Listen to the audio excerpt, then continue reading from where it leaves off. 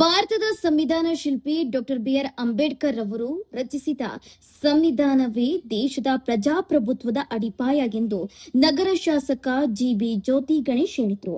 ಜಿಲ್ಲಾಡಳಿತದ ವತಿಯಿಂದ ಮಹಾನಗರ ಪಾಲಿಕೆ ಆವರಣದಲ್ಲಿ ಶನಿವಾರ ಭಾರತ ರತ್ನ ಸಂವಿಧಾನ ಶಿಲ್ಪಿ ಡಾಕ್ಟರ್ ಬಿಆರ್ ಅಂಬೇಡ್ಕರ್ ಅವರ 69ನೇ ಪುಣ್ಯಸ್ಮರಣೆ ಕಾರ್ಯಕ್ರಮದಲ್ಲಿ ಪಾಲ್ಗೊಂಡು ಮಾತನಾಡಿದ ಅವರು, ಸಂವಿಧಾನವು ವಿವಿಧತೆಯಲ್ಲಿ ಏಕತೆಯನ್ನು ಉಳಿಸಿ ದೇಶವನ್ನು ಸುಭದ್ರವಾಗಿರಿಸಿದೆ ಎಂದು ತಿಳಿಸಿದರು. ಅಸಮಾನತೆಯನ್ನು ಹೋಗಲಾಡಿಸಿ ಸಮಾನತೆಯನ್ನು ತರಲು ಹಿಂದಿನಿಂದಲೂ ಬಸವಣ್ಣ, ಬುದ್ಧ, ಕನಕದಾಸರು ಹಾಗೂ ಇನ್ನು ಹಲವು ಮಹಾನ್ ನಾಯಕರು ಹೋರಾಟ ನಡೆಸಿ ಸಮಾನತೆಯನ್ನು ಪ್ರತಿಪಾದಿಸಿದ್ದಾರೆ ಎಂದರು.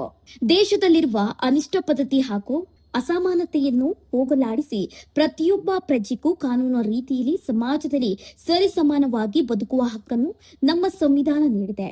ಈ ಮಹತ್ವದ ಸಂವಿಧಾನವನ್ನು ಕೊಟ್ಟವರು ಭಾರತದ ಡಾಕ್ಟರ್ ಬಿಆರ್ ಅಂಬೇಡ್ಕರ್ ಅವರು ಎಂದು ಸ್ಮರಣಿಸಿದರು. ಅಂಬೇಡ್ಕರ್ ಅವರು ನೀಡಿದ ಸಂವಿಧಾನದಿಂದಾಗಿಯೇ ಭಾರತವು ಏಕತೆಯಿಂದ ಕೂಡಿದೆ.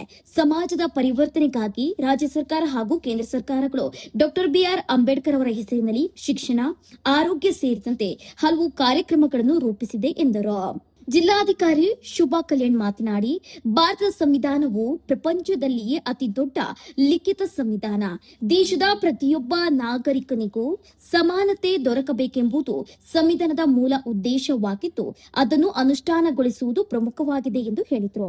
ಡಾಕ್ಟರ್ ಅಂಬೇಡ್ಕರ್ ಅವರು ಲಂಡನ್ ಸ್ಕೂಲ್ ಆಫ್ ಎಕನಾಮಿಕ್ನಿಂದ ಪಿಎಚ್ಡಿ ಪಡೆದ ಪ್ರಥಮ ಭಾರತೀಯ ಎಂಬ ಹೆಗ್ಗಳಿಕೆಗೆ ಪಾತ್ರವಾಗಿದ್ದಾರೆ.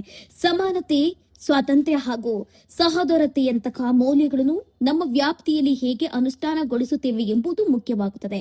ಸಾರ್ವಜನಿಕರ ಸಮಸ್ಯೆಗಳು ನಮ್ಮ ಹಂತದಲ್ಲಿ ಪರಿಹರಿಸಿಕೊಂಡಿದ್ದಾಗ ಮಾತ್ರ ಸಂವಿಧಾನಕ್ಕೆ ಮತ್ತು ಅಂಬೇಡ್ಕರ್ ಅವರಿಗೆ ನಾವು ಸಲ್ಲುವ ಗೌರವವಾಗುತ್ತೆ ಎಂದು ತಿಳಿಸಿದರು. ಜಿಲ್ಲಾ ಪೊಲೀಸ್ ವರಿಷ್ಠ ಅಧಿಕಾರಿ ಕೆವಿ ಅಶೋಕ್ ಮಾತನಾಡಿ, ಸಂವಿಧಾನವೇ ನಮ್ಮ ಸಮಾನ ಬದುಕಿಗೆ ಆಧಾರ. ಸಮಾಜದಲ್ಲಿ ನಾವೆಲ್ಲರೂ ಪ್ರತಿದಿನ ಸರಿ ಸಮಾನ ಜೀವನ ನಡೆಸಲು ನಮ್ಮ ಸಂವಿಧಾನವೇ ಕಾರಣ. ಸಂವಿಧಾನದ ಅಡಿಯಲ್ಲಿ ನಮ್ಮ ಜವಾಬ್ದಾರಿಯನ್ನು ಅರಿತುಕೊಂಡು ಪ್ರಾಮಾಣಿಕವಾಗಿ ಕೆಲಸ ಮಾಡಬೇಕು ಎಂದು ಹೇಳಿದ ಅವರು, ಅಂಬೇಡ್ಕರ್ ಅವರ ಆದರ್ಶಗಳನ್ನು ಜೀವನದಲ್ಲಿ ಅಳವಡಿಸಿಕೊಳ್ಬೇಕು ಅಂತ ಹೇಳಿದ್ರು. ಜಿಲ್ಲಾ ಪಂಚಾಯತ್ ಮುಖ್ಯ ಕಾರ್ಯನಿರ್ವಾಹಕ ಅಧಿಕಾರಿ ಜಿ ಪ್ರಭು ಮಾತನಾಡಿ, ಸಂವಿಧಾನವು ಇಡೀ ದೇಶಕ್ಕೆ ಒಂದು ಸ್ವರೂಪವನ್ನು ನೀಡಿದ್ದು ದೇಶದ ನಾಗರಿಕರಿಗೆ ಉತ್ತಮ ಭವಿಷ್ಯವನ್ನು ರೂಪಿಸಿದೆ. ಡಾಕ್ಟರ್ ಅಂಬೇಡ್ಕರ್ ಅವರು ದೇಶದ ಯುವಕರಿಗೆ ಆಶಾಭಾವನೆ ಮೂಡಿಸಿದ್ದು ವಿಶ್ವದ ಇತರ ರಾಷ್ಟ್ರಗಳೆದುರು ಮನ್ನಣೆಯೊಂದಿಗೆ ಬದುಕಲು ಭದ್ರ ಬುನಾದಿಯನ್ನು ಹಾಕಿಕೊಟ್ಟಿದ್ದಾರೆ. ಯಾವ ದೇಶವು ತನ್ನ ನಾಗರಿಕರಿಗೆ ಸಂಸ್ಕೃತಿ, ಸಮಾನತೆ, ಮುಕ್ತ ಅವಕಾಶ, ಮಕ್ಕಳಿಗೆ ತಮ್ಮ ಭವಿಷ್ಯವನ್ನು ರೂಪಿಸುವ ಅವಕಾಶ ಹಾಗೂ ನಾಗರಿಕರಿಗೆ ಆಂತರಿಕ ಮತ್ತು ಬಾಹ್ಯ ಭದ್ರತೆಯನ್ನು ಒದಗಿಸುತ್ತದೆಯೋ ಅಂತಹ ದೇಶವೇ ವಿಶ್ವ ಮಾನ್ಯವಾಗಿ ಬೆಳೆಯುತ್ತದೆ. ಅದಕ್ಕೆ ನಮ್ಮ ಭಾರತವು ಒಂದು ಉತ್ತಮ ಉದಾಹರಣೆಯಾಗಿದೆ. ಸ್ವಾತಂತ್ರ್ಯಕ್ಕಾಗಿ ಹಲವು ಮಹಾನ್ ನಾಯಕರು ತಮ್ಮ ಪ್ರಾಣವನ್ನು ಮುಡುಪಾಗಿಟ್ಟು ತಮಗೆ ಸ್ವಾತಂತ್ರ್ಯವನ್ನು ತಂದುಕೊಟ್ಟಿದ್ದಾರೆ. ಅದೇ ಸ್ವಾತಂತ್ರ್ಯದ ನಂತರ ದೇಶದ ಭವಿಷ್ಯದ ಪ್ರಶ್ನೆಗೆ ಉತ್ತರ ಡಾಕ್ಟರ್ ಬಾಬಾ ಸಾಹೇಬ್ ಅಂಬೇಡ್ಕರ್ ಅವರು ಕೊಟ್ಟಂತಹ ಸಂವಿಧಾನ ಎಂದು ಹೇಳಿದರು.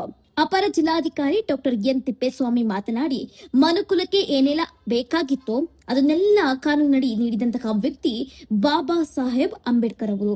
ದೇಶದಲ್ಲಿ ಸಾಮಾಜಿಕ ಪ್ರಜಾಪ್ರಭುತ್ವ ಬರಬೇಕು ಎಂಬ ಆಶಯವನ್ನು ಅಂಬೇಡ್ಕರ್ ಹೊಂದಿದ್ರು ಅಂತ ತಿಳಿಸಿದ್ರು.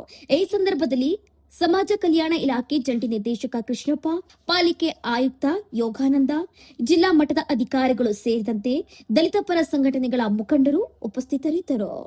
ಇರ್ಬೋದು, ಅಸಮಾನತೆ ಇರ್ಬೋದು, ಎಲ್ಲವನ್ನೂ ಕೂಡ ಕಾನೂನು ರೀತಿ ಪ್ರತಿಯೊಬ್ಬ ನಾಗರಿಕನಿಗೂ ಕೂಡ ಈ ದೇಶದಲ್ಲಿ ಅವನಿಗೆ ಸಮಾನತೆಯಿಂದ ತಲೆ ಎತ್ಕೊಂಡು ಸ್ವಾಭಿಮಾನಿಯಿಂದ ಬಾಳೋದಕ್ಕೆ ಇವತ್ತು ಏನಾರು ಅವಕಾಶ ಕೊಟ್ಟಿದ್ರೆ ಅದು ನಮ್ಮ ದೇಶದ ಸಂವಿಧಾನ. ಆ ಸಂವಿಧಾನವನ್ನು ಕೊಟ್ಟಿರೋಂಥದ್ದು ಅಂಬೇಡ್ಕರ್ ನೇತೃತ್ವದ ಒಂದು ಸಮಿತಿ ಅಂತ ತಮ್ಮೆಲ್ಲರಿಗೂ ಕೂಡ ತಿಳಿಸ್ತಾ, ಈ ದೇಶದಲ್ಲಿ ಏನಾರ ಅಂಬೇಡ್ಕರ್ ಅವ್ರಿಗೆ ಕೊಡುಗೆ ಕೊಡಲಿಲ್ಲ ಅಂದರೆ ದೇಶದಲ್ಲಿ ಅವ್ರು ಹೇಳ್ದಂಗೆ ಆಫ್ರಿಕನ್ ದೇಶ ಥರ ಆಗೋಗುತ್ತೆ.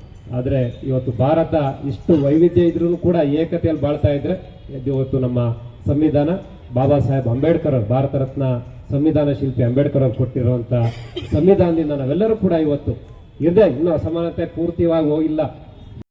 ಇದೆ, ಇಟ್ ಇಸ್ ರಿಟನ್ ನಮ್ಮಲ್ಲಿ, it is a longest constitution ಅಂತ ನಾವೇ ಕರಿತೀವಿ ಇಡೀ ಪ್ರಪಂಚದಲ್ಲಿ. ಹೇಗೆ ಅದನ್ನು ಅನುಷ್ಠಾನ ಮಾಡ್ತೀರಾ? ಈಗ ಒಬ್ಬ ಸಾರ್ವಜನಿಕರು ಅವ್ರ ಸಮಸ್ಯೆಯನ್ನು ತಗೊಂಡು ನಮ್ಮ ಹತ್ರ ಬರ್ತಾರೆ. ಆ ಸಮಸ್ಯೆಗೆ ಹೇಗೆ ಅದನ್ನು ಪರಿಹಾರ ಕಂಡುಹಿಡಿಯಬಹುದು ಅಂತ ನಮ್ಮ ಹಂತದಲ್ಲಿ ಸರಿಯಾಗಿ ನಾವು ಕೆಲಸ ಮಾಡಿದ್ರೆ ಆವಾಗ ನಾವು ಸಂವಿಧಾನಕ್ಕೆ, ಡಾಕ್ಟರ್ ಬಿ ಆರ್ ಅಂಬೇಡ್ಕರ್ ಅವರಿಗೆ ನಾವು ಒಂದು ಏನು ಹೇಳೋದು, ಅದು ಗೌರವ ಕೊಡೋದು ಅಂತಲೇ ಹೇಳಬೇಕು. ಸೊ ಇವತ್ತು ಮತ್ತು ನವೆಂಬರ್ 26ನೇ ತಾರೀಕು ನಾವೇನು ಸಂವಿಧಾನ ದಿನವನ್ನು ಆಚರಣೆ ಮಾಡಿದ್ದೀವಿ. ದೇಶದ ಯುವಕರಿಗೆ ಆಶಾಭಾವನೆಯನ್ನು ಹುಟ್ಟಿಸಿ ವಿಶ್ವದೆತ್ತರಕ್ಕೆ ದೇಶ ಬೆಳೀಲಿಕ್ಕೆ ಬೇಕಾದ ಎಲ್ಲ ಭದ್ರ ಬುನಾದಿಯನ್ನು ಹಾಕಿದಂಥ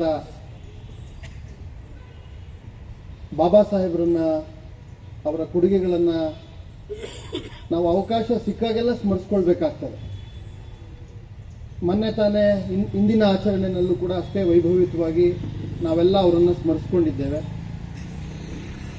ಇವತ್ತು ಕೂಡ ಆ ರೀತಿಯ ಒಂದು ಸಂಸ್ಮರಣಾ ದಿನದಂದು ಅವರನ್ನು ಸ್ಮರಿಸ್ಕೊಳ್ಳುವಂಥ ಒಂದು ಸೌಭಾಗ್ಯ. ಮತ್ತು ಅದೆಲ್ಲದಕ್ಕೂ ಮುಖ್ಯವಾಗಿ ಜನಮಾನಸದಲ್ಲಿ ಅವರ ಸಂದೇಶಗಳು, ಅವರು ಹಾಕಿಕೊಟ್ಟ ದಾರಿ, ಅವುಗಳನ್ನು ಸದಾ ನಾವು ಜಾಗೃತಗೊಳಿಸ್ಕೊಳ್ಳುವಂಥದ್ದು ಇವತ್ತಿನ ತುರ್ತು ಅವಶ್ಯಕತೆ. ಅದರ ಭಾಗವಾಗಿ ಈ ಕಾರ್ಯಕ್ರಮಗಳು ನಿರಂತರವಾಗಿ ಆಗಲಿ ಅನ್ನುವ ಆಶಾಭಾವನೆಯನ್ನು ವ್ಯಕ್ತಪಡಿಸಿ